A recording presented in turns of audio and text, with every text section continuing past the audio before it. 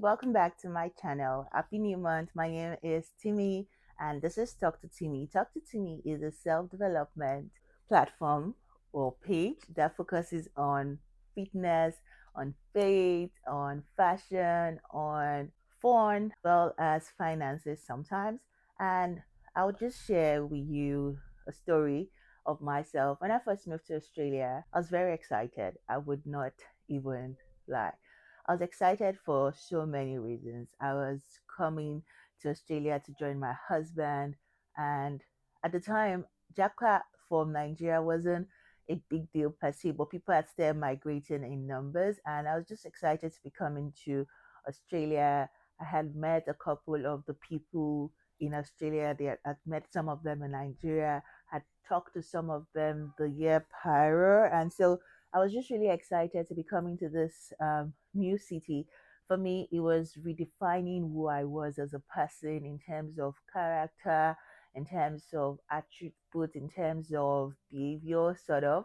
And so I was really excited. But what I didn't see coming in this beautiful package of migration is loneliness. It's the part where nobody tells you that you're going to be very lonely. You're coming to a new country, unlike your home country where you can go to your neighbor, talk to them, have a chat, you guys banter, and it's great. The next morning you're like, ah, thanks so much. That really helped me.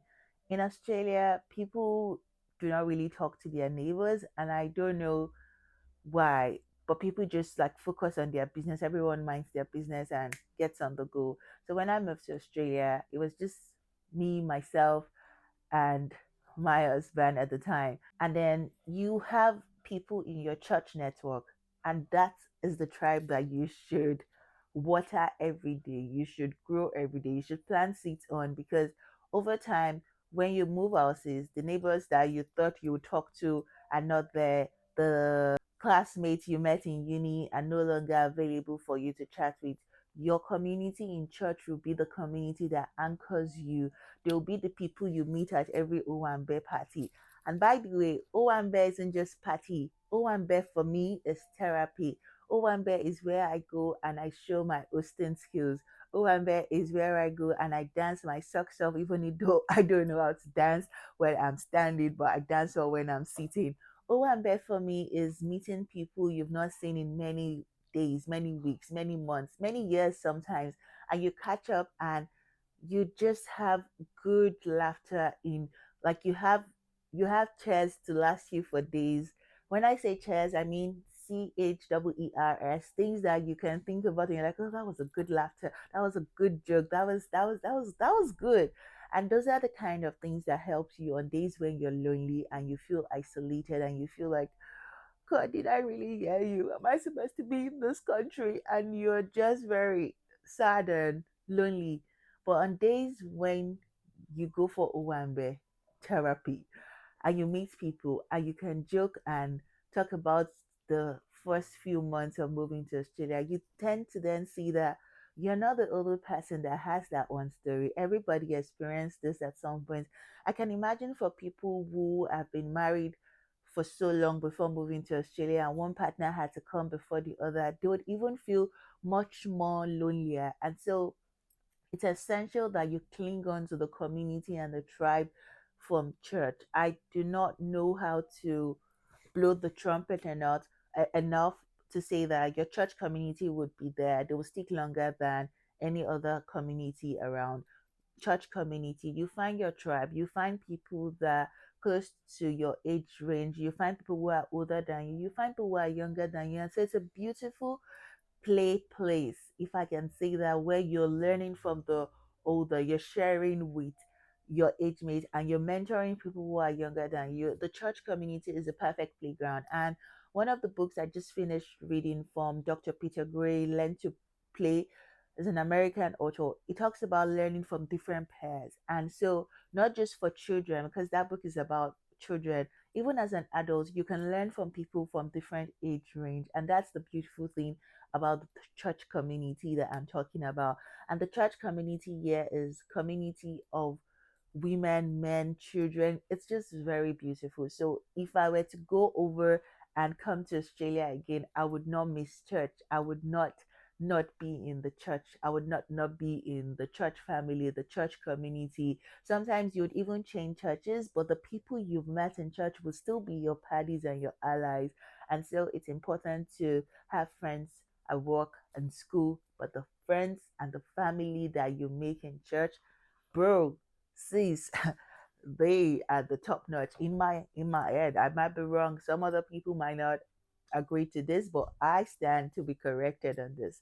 Number two is it's important to talk to people. Sometimes you might be going through stuff and someone else has gone through that stuff before, but they would not know if you don't share with them. And so share your story as the Holy Spirit leads you to share. Thirdly, I would say give. It's important to give not just money, not just time, but your resources as well, things that you know money cannot buy. You can give your skills as well. It's just very beautiful, the many things that you can learn when you give others your time, your resources, your skills. And yeah, if I were to go over again, I think I'll share more on social media. I think when I moved to Australia, I was like, "Osh, osh, osh, I don't want anybody to know I'm here." And so I did not ride on the wave and make best use of social media. But then again, social media has its acts and its benefits. So I think I like where I am in general. Most recently, I took 1 year sabbatical from Instagram, Threads, Facebook, TikTok, and I think I'm loving where I am right now. I am totally loving this current state of mind. I would not even lie. I love the place I am mentally. I love the place I am socially with my folks, and I might be on for longer at this point from social media. I love YouTube because YouTube is a lot of learning, and yeah, I love YouTube. Maybe we'll see, but I love YouTube, and I've also been writing on Substack. I've not been as consistent as I thought I'd be, but it's just been 2 weeks plus since I left social media, and yeah, a lot of other things in the work. So you really can't blame a girl, right? So for me, self discovery is another thing. So you've been known as something or as someone in your whole life. When you move to a new country, it's a good time to change that perception of you if it's not a good narrative. And so you can sit down and have like a good audit of your life and do a self discovery analysis and tell yourself, now I want to be known as this, and now I want to be known as that. So redefine yourself when you move abroad. It's really a good time to do that. And if you've always love the person that you are. Don't lose you when you move to a new country. If you've been that person who's been very fervent and very faithful in the little things, don't come abroad and start doing lao lao. And you know what I mean by don't live voraciously. Stay true to who you are. Stay true to whose you are. Never forget the place of prayer. Never forget the place of God in your new home, in your new life. I know it's easy for us to say, oh, I have everything that I've always prayed for. You don't have things that you would not start praying for because because you had everything that you've always prayed for. So it's important to stay consistent in the faith and stay true to God. May God help each and every one of us as we navigate this migration journey. I think I'm in a good place to start sharing because I've been here for 6 years, and they say it's around the 5.5, 6 year mark that you get rooted. So it takes that long to actually know your left from your right. And for some people, it takes longer. So there's really no right amount of time to say, oh, now my feet is grounded. Now I'm rooted. I know what it is that I should be doing. I'm still learning. And that's the beautiful thing about presence, about growth. You're present in the present. It doesn't mean tomorrow you know better, you would not do better. And that's the beautiful thing about self development.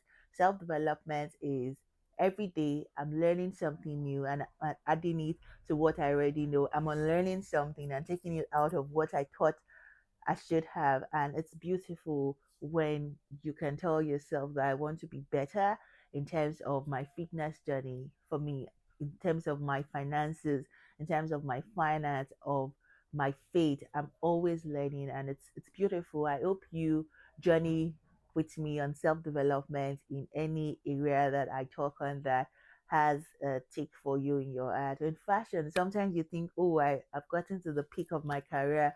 I know everything about fashion, but fashion ever changing. The trends are always coming through. And so it's important to always stay on top of your game and learn and tweak. That's the beauty of life. If you're not learning and growing, then you're not living. I hope you start living and you start growing. Have a beautiful, beautiful weekend and enjoy the start of August.